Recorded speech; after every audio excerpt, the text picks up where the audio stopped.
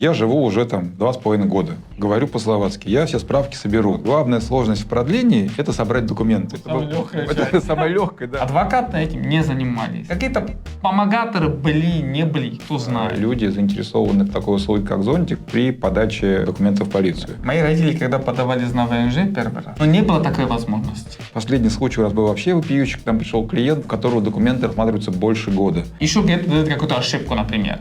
Он часто делает ошибку. Возникает ситуация, когда полицейский коммуницирует только с адвокатом. Надо зонтик. Надо зонтик.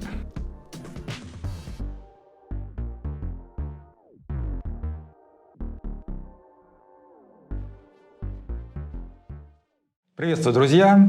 Это снова компания «Лавия», наш дорогой адвокат Геворг.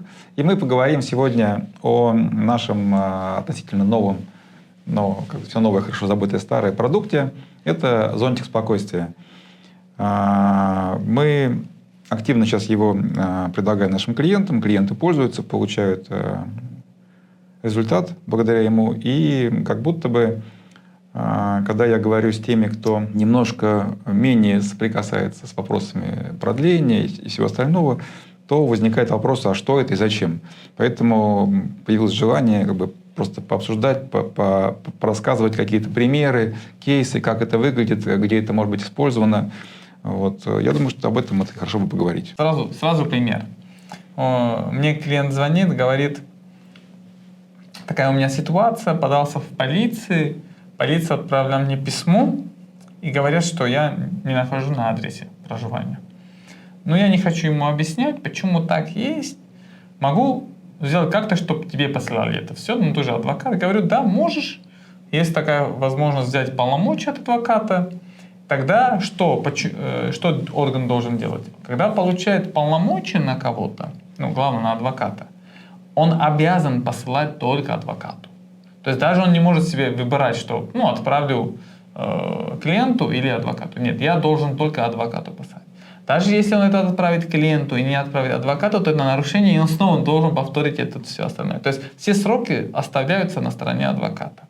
Я ему говорю, да, можешь, давай сделаем зонтик, сделаем полномочия, на основе которого ты в процессе этого подачи в полицию, обновления, там, ПМЖ, ВНЖ, у тебя есть адвокат, которому они вручают всю пошту. Что случится? Что случается потом? Клиент подает этот полномочия в полицию, и мне полицейский звонит. Говорит, вот такое, не хватает в деле. Я говорю, окей, я займусь этим, скажу клиенту. И так далее. Он говорит, а клиент в Братиславе? Я говорю, да, клиент в Братиславе. Когда можете решить этот вопрос? Говорю, ну, вопрос решим, я свяжусь с клиентом, и я вам сам отправлю. То есть возникает ситуация, когда полицейский это коммуницирует только с адвокатом, и он понимает, что у меня есть много клиентов. Я в этом моменте могу не знать, где мой клиент находится. Я ему говорю, да, я с ним свяжусь. Тогда я переношу как будто он переносит свою ответственность на меня, и чтобы я связался с клиентом, а не он звонил и потом в протоколе написал. Потому что он всегда как будто в внутренних документах пишет, не получилось связаться по телефону с адвокатом. Не ответил. Не ответил и так далее. Или потому что кто-то возьмет. С клиентом, да. Кто-то звонил, кто-то занят, кто-то не знаю, в душе, а уже не отвеченный звонок в полицию, это уже Или, например, второй пример. Звонит полицейский, говорит, уже верховный орган говорит, посмотрите, у нас такая ситуация, было бы хорошо, если бы отозвали свою жалобу. Потому что можно таким образом решить. Но он это не будет звонить клиенту. Это не будет говорить клиенту. Он звонит адвокату, потому что понимает орган, что я могу вести переговоры с адвокатом на юруровне знания, и он своему клиенту подскажет, почему так надо сделать, потому как что нужно сделать, чтобы получить результат нужный. Да. Вот в этом вся эта суть иметь своего как будто, как сказать? Представителя, да. Ну вот тут, видишь, в чем, как мне кажется, сложность. Часть людей говорит, у меня же нет проблем. То есть вот я живу уже 2,5 года, говорю по-словацки, я все справки соберу. И как будто бы, вот в чем проблема. Люди считают, что главная сложность в продлении – это собрать документы. Но это как будто это самое легкое, да. Дальше мы вступаем в некую лотерею. То есть пройдет это все по легкому белому пути, или же возникнет какой-то вопрос. И вот когда возникнет вопрос, вот тут как нам донести до наших заказчиков, что если возникнет вопрос, хорошо бы, чтобы уже был оформлен зонтик, чтобы уже стороной по вам для полиции выступал адвокат. Потому что это и другое отношение полиции.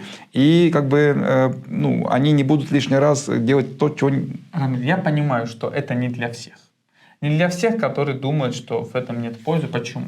Легко собрать все документы, легко податься. Даже я сам говорю клиентам, посмотри, у тебя нет продления, ты просто меняешь карту у ПМЖ, у ПМЖника. Ты иди в полицию, поменяй сам карту. Но мне клиент говорит, я бы хотел дать вам твои полномочия. Я говорю, нет, не имеет смысла, потому что только это изменение карты. А когда, например, ты уже будешь подаваться по какому-то делу, когда начнется процесс, при котором должен орган принять какое-то решение, было бы хорошо, чтобы у тебя было полномочия от адвоката, то есть зонтик. Почему? Если придет ситуация, что откажут по какой-то причине, этих 15 дней срок я могу зарегулировать. То есть я знаю, что получаю, когда принимаю письмо.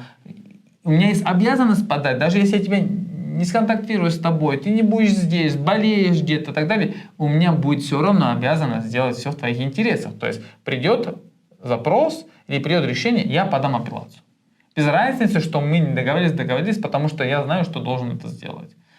Поэтому люди, которые хотят подстраховаться, что не возникнет никакой вопрос, например, у людей, которых не живут в Словакии 183 дня, а летают на 2 паспортах и так далее, часто бывает. Звонят в полицейские, говорят, у нас нет скан-паспорта. Можете его нам послать? В имейле, например. Но это не скажут клиенту. Он же не хочет, чтобы ты посылал ему имейли. Каждый второй послал имейл. Но адвокату скажут, посмотрите, мне это надо для дела, я сам себе это отпечатаю, просто сделайте скан. Пусть клиент отправит скан. Ну, то есть мы можем сказать, что совершенно точно общение работников полиции с адвокатом, оно носит совсем другой характер. Потому что мы можем по телефону сказать что-либо угодно хотим между собой. В конце концов, дело это не покажется.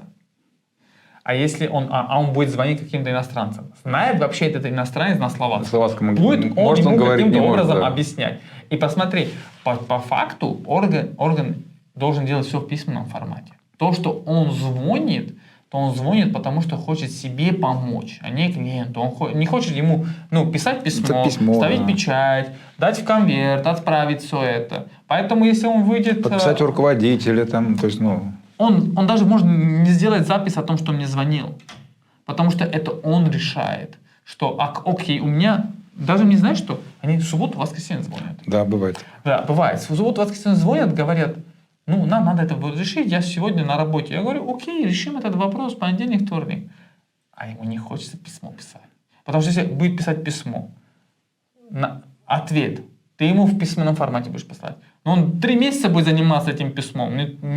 Одним звонком можно все решить. Все решить. Это не та ситуация, что по WhatsApp решим. Это их WhatsApp. Звонок — это их WhatsApp. Когда у нас есть возможность и наши интересы представляет перед полицией адвокат, это предполагает менее формальный, более человеческий, что ли, стиль общения с полицией. Я тебе скажу мой личный пример. Мои родители, когда подавались на ВНЖ первый раз, не было такой возможности. Адвокаты этим не занимались. Какие-то помогаторы были, не были, кто знает. Много раз получалось с моим родителям, что они как будто неправильно собрали все эти документы и так далее. Не было интернета, не было где посмотреть, не было как возможность прочитать закон и все остальные вещи с этим связаны. А когда я бы был на их месте, я бы тоже хотел, чтобы какой-то адвокат за какую-то там сумму мне делал поддержку. Просто поддержку в этом. Потому я сам вижу, какая сложность получается. Например, что случилось сегодня? Вот неделю назад. Звонит полицейский, мне говорит, владелец недвижимости отозвал соглас с адресом проживания. Я видел, что у тебя полномочия в деле, звоню, потому что хочу знать, твой клиент здесь, ты можешь ему сказать, что она отозвала, а мы об этом не знали? Понимаешь, то есть жена владелки недвижимости, не сказала моему клиенту, что написала в полицию. Письмо о том, что отозвала документы. Да. А сейчас полицейский мне звонит, говорит, посмотри, я по закону должен дать тебе 30 дней для этого решить. Ты можешь это решить без того, чтобы я писал письмо? Ну, чтобы Но уже лишний вот раз. в этом уже заработал клиент, потому что сам предварительно знает, что владелец отозвал. Знает, что у него есть какой-то срок, но он не бежит, потому что нет на бумаге. В одном моменте у него почти может 2-3 месяца для того, чтобы решить этот вопрос. А он еще задает вопрос. А твой клиент в Словакии, говорю, я не знаю, но я с ним свяжусь, решу этот вопрос, оставьте это на меня. А полицейский знает, окей, решает этот вопрос. Уже вопрос решает адвокат, а не я как полицейский, который должен найти этого человека, да, вручить ему письмо, сказать ему все какие там... В чем фишка? Когда есть адвокат, орган может не озвучать, какие у тебя есть права. Потому что адвокат тебе должен сказать, какие у тебя права. А он знает, что я ему грамотно это объясню, ему не надо писать письмо на 3 страницы, давать печать, отправлять, еще где-то дает какую-то ошибку, например.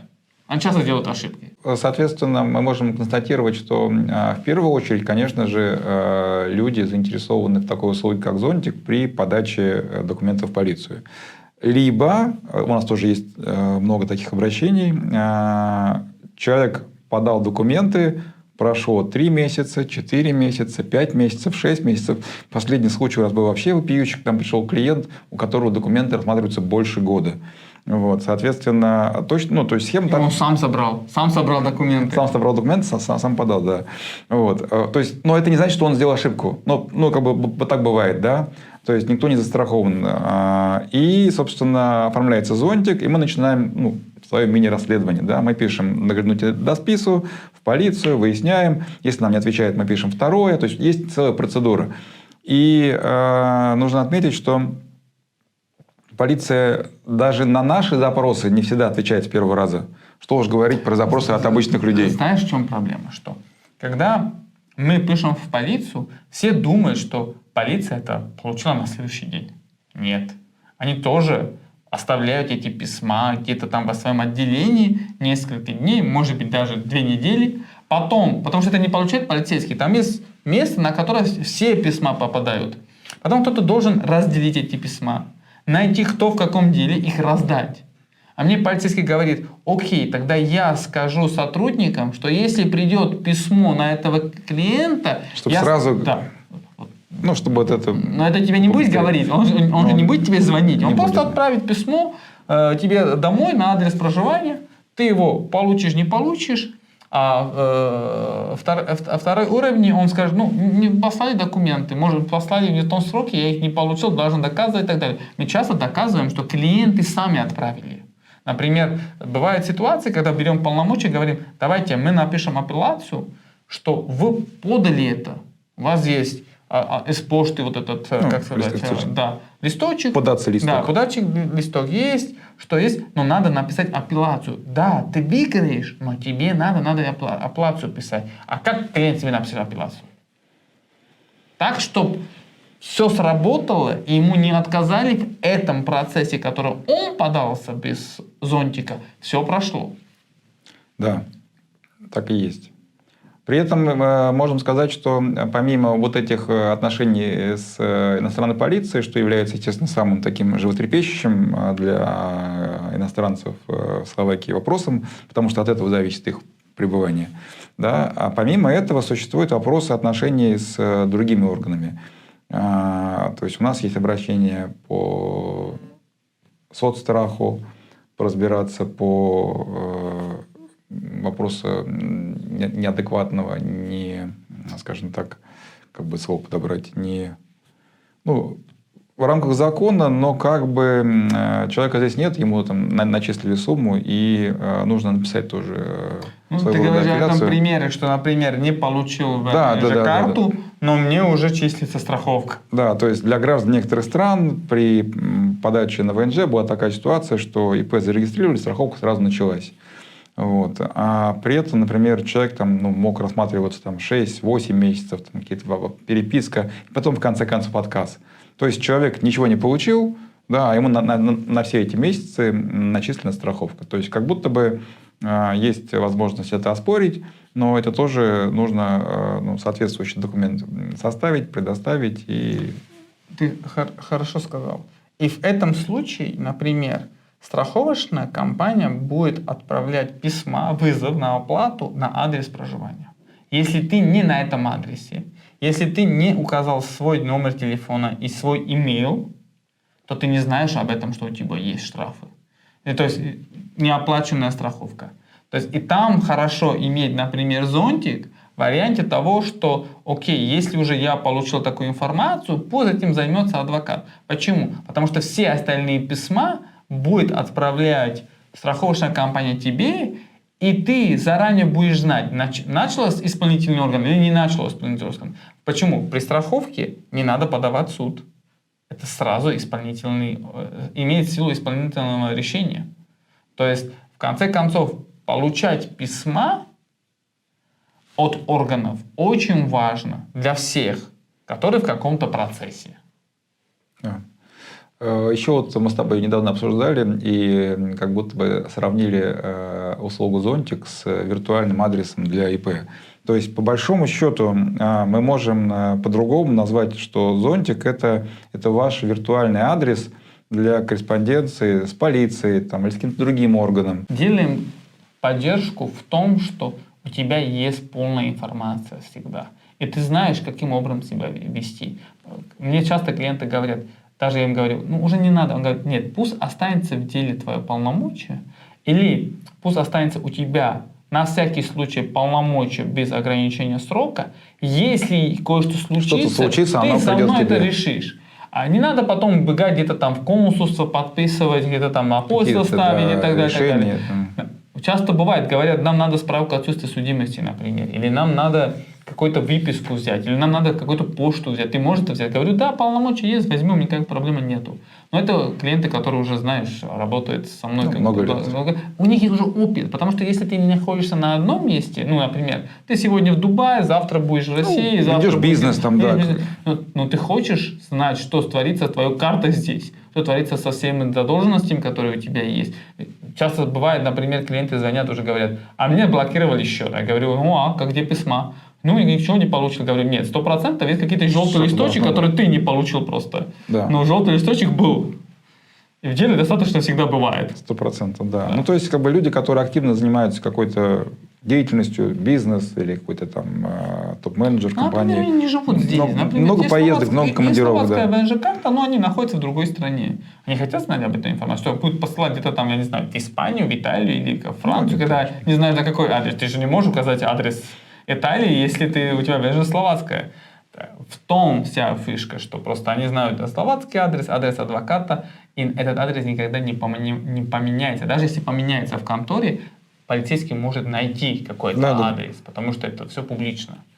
То есть, бывает, например, с одним клиентом, он уже ПМЖ получил, и они мне звонят и говорят, ну, Егор, как долго я могу отсутствовать? Говорю, можешь отсутствовать сколько хочешь, просто вопрос, кто поймет это, если ты отсутствовал, не отсутствовал. Он говорит, да, окей, давай, делай полномочия на себя, если будет какой-то проблем, ты его решишь, пока я вернусь.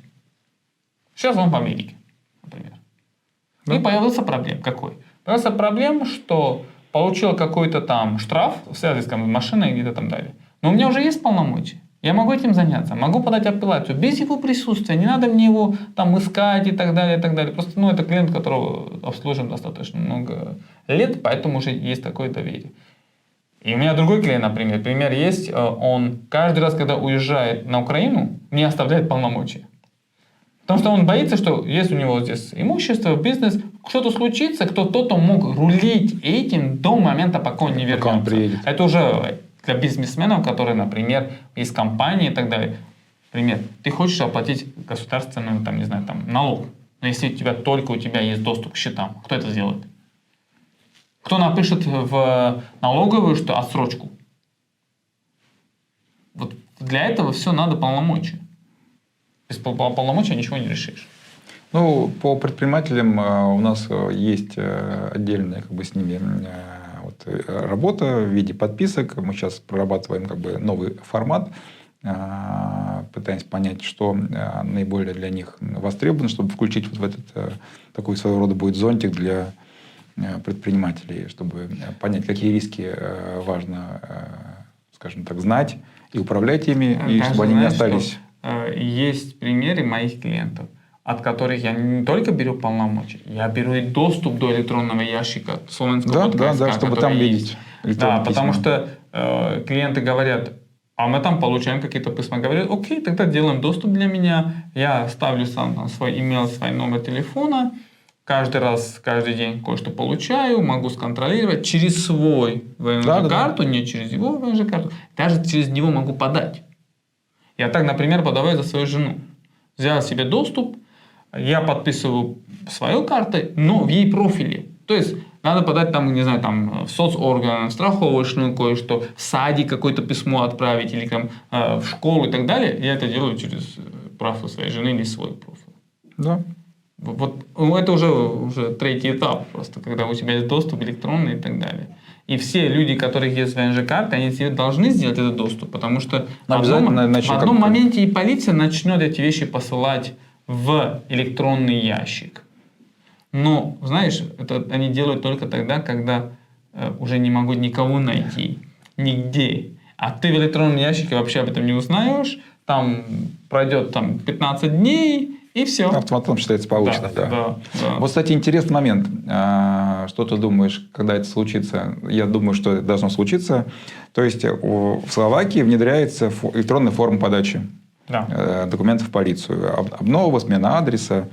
Значит, и мы начитываем сертификаты на карточку. То есть у нас есть сертификаты для подписи. Да. И что получается? То есть я подготовил документы, я их отсканировал, я их загрузил в систему, и я подписал своей электронно квалифицированной подписью. За клиента? Ну, за себя, за клиента, неважно. Вот. Но вот все это время, с момента, когда все это заработало в начале года, потом мы эти оригиналы все туда несем, отдаем. Почему? И возникает вопрос, зачем? То есть, если мы... То есть, электронная форма подачи документов...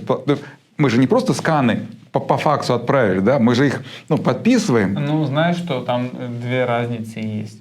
Для того, чтобы электронный документ был как оригинал, то есть бумажный документ в электронном формате был как оригинал, это недостаточно подпись. Ты должен сделать конверсию. На это есть только приложение для адвокатов и нотариусов и на почте. То есть фактически ты им просто отправляешь скан, но не имеет силу оригинала. То есть если закон говорит, что ты должен дать в орган оригинал, и ты не хочешь его давать еще в бумажном формате, ты должен взять этот документ, конвертировать его в электронный формат, специально его подписать, только тогда у тебя нет обязанности потом оригинал вручать. Тогда, получается, мы можем предположить, что либо будет, либо уже есть такая возможность документы не просто сканы подгрузить, да, а подгрузить их вот в этой... Да, это называется, что ты берешь документ, специальную программу подписываешь сертификатом, но сертификатом адвоката нотариуса или там на почте, и делаешь конверсию во формат, потому что там пишется на этом сертификате, который есть, все безопасные точки, подпись, печать, я не знаю, там триколора, которая шнурка и так далее. Это означает, что человек, который это подписал, он сам лично сделал скан, то есть заверил, что оригинал видел, его сканировал, да, его подписал. Ну, то есть, как будто бы там нотариальное заверение или адвокатское заверение. Да, адвокатское заверение. Ты хороший пример сказал. Сказал податься электронно. Я это делал за одного клиента, знаешь как?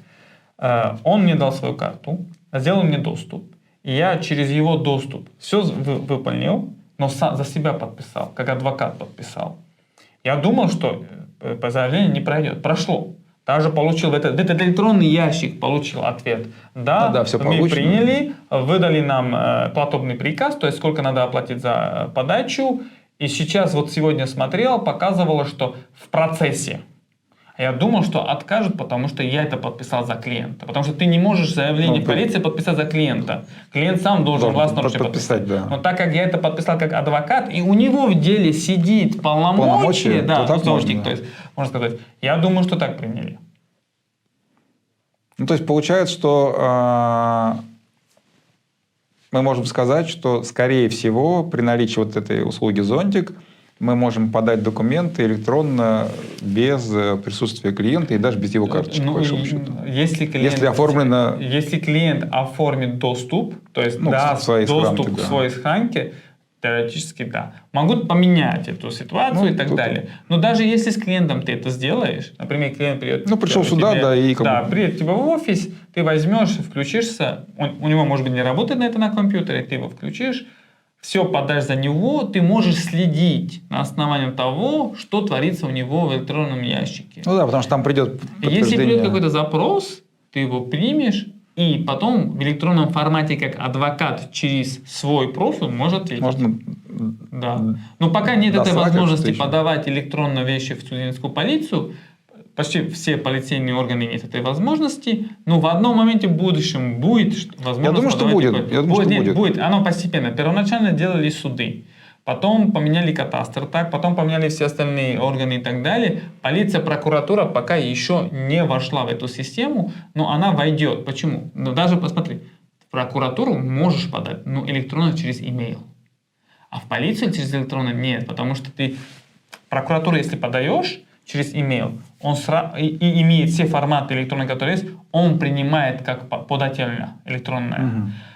Просто обрабатывает какая-то система этот имейл как подачу, а в полиции это просто переписка. Ну да.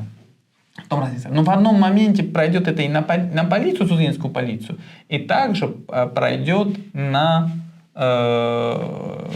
все подачи, которые есть. Потому что это легче для них. Так они не будут посылать документы на адрес проживания у тех, которые продлеваются, а просто в электронный ящик. То есть экономишь бюджет государства по почте. Минимально по почте. Оплата почтовых услуг. Печать. Да. И все тоннеры, все это, что с этим связано. А это тонна бумаги, так разобраться. Да. Это все клиенты мне звонят, говорят: Георг, мне полицейский сказал, что вопрос еще уже решен. Оно ждет только печати. Говорю, ждет печати, еще потом должно в конверт войти, через конверт прийти к тебе. То есть это только может сказать, оно в Африке, еще придет в Европу. Но скоро должно приехать. Да. Это не факт, что то, что они это подписали, уже информация, которая у тебя есть. Смотри, такой еще момент, Георг, по поводу гражданства. То есть 10-летний срок. Если мы вспомним, как раз 15-16 год произошло некоторое замещение на рынке. То есть все ехали до этого в Чехию. Чехия практически перестала принимать людей в 2014-2015 году. И, собственно, Словакия получила такой импульс для развития. И как раз 15-16 год это явление стало достаточно массовым. Поэтому 16, 17, 18 уже приезжали тысячи людей. Соответственно, все эти люди пойдут в ближайшее время подаваться на гражданство. Что бы мы им сказали с точки зрения использования наших услуг, консультация адвоката, зонтик, либо, может, мы какую-то дополнительно разработаем для них услугу? Знаешь что, при гражданстве зонтик тоже очень важный. В чем? У меня был один клиент, он подался сам на гражданство, потом приехал за мной и говорит: Георг, мне задают вопрос министерство, почему меня не нашли на адрес проживания. Я говорю, а каким образом? Он говорит, сосед, каким-то образом спросили соседа, сосед говорит, меня не видел, не знает, кто я. Но жена и дети реально живут на этом адресе. Говорю, посмотри, ты должен взять себе адвоката. Почему? Потому что тебе надо объяснить грамотно, почему тебя не нашли на этом адресе. Что они должны снова отправить полицию, и что ты будешь находиться на этом адресе, чтобы они просто тебя там нашли. Но ты сам это не напишешь, потому что ты не знаешь, каким образом написать параграфы и так далее, чтобы они повторили свой запрос, и в чем сроки, которые тебе идут, они считаются с момента, когда ты получил. Пока ты найдешь адвоката, пока ты подумаешь, каким образом это делать, ты уже теряешь. И там обыкновенно бывает срок 5, 10 или 15 дней. Поэтому, когда он потом взял полномочия от меня, я написал письмо в министерство ответило каким-то образом мне, я этот вопрос каким-то образом снова обработал и так далее. Но это уже была переписка между мной и министерством. И оно знает, что мне может это посылать в мой электронный ящик в письменном формате, а его искать, ждать, почему ты конверт не взял, почему почтальон тебя не нашел, ты хочешь доказать, что там находишься, но не находишься, почту не получаешь. А он же не будет каждый день сидеть дома и ждать какую-то почту. Человек бизнесмен, в нескольких странах работает и так далее. Поэтому и таким образом можешь пользоваться полномочием от адвоката. Просто для того, чтобы у тебя была стопроцентная уверенность в том, что отправят кое-что мне, я это получу со стороны своего адвоката. Ну, то есть базово мы можем рекомендовать использовать эту услугу, в том числе и при подаче на гражданство. Ты можешь этой услугой пользоваться для всех административных дел, которые есть, в которых у тебя есть какой-то интерес, и они длятся больше, чем 1 месяц. Мы часто так делаем и в кадастре, когда подаем обыкновенную продажу недвижимости, подаем через наши полномочия, чтобы, если кадастр кое-что сделал, отправил письмо о том, что нарушил конадни, или отправил письмо, что надо кое-что дополнить, мы его могли сразу решить в тех сроках, которые есть. А ты себе возьми, продаешь недвижимость, 3 владельца, 2 покупателя, 5 людей, и 5 людей надо вручать одно и то же письмо. Одно полномочие на 5 людей, это и для органа легче отправить только адвокату. То есть ты полномочием, зонтиком, каким-то либо угодным полномочием связи с адвокатом можешь пользоваться во всех судебных, административных, гражданских, коммерческих делах. Ну, то есть можно сказать, что вступая в какие-то отношения с государственными или окологосударственными органами, которые длятся какой-то больше, чем месяц, мы можем говорить, что для спокойствия, для какого-то более структурного подхода к делу мы рекомендуем. Даже для того, чтобы процесс был быстрее. Посмотри, если, например, подают в кадастр 5 людей, 3 на стороне продавца, а 2 на стороне покупателя. Кадастр, если делает какое-то решение, у него обязанность вручить всем. И все получают другой день письмо. То есть это не 18 дней с первого письма, это 18 дней x5. В зависимости от того, кто когда получил.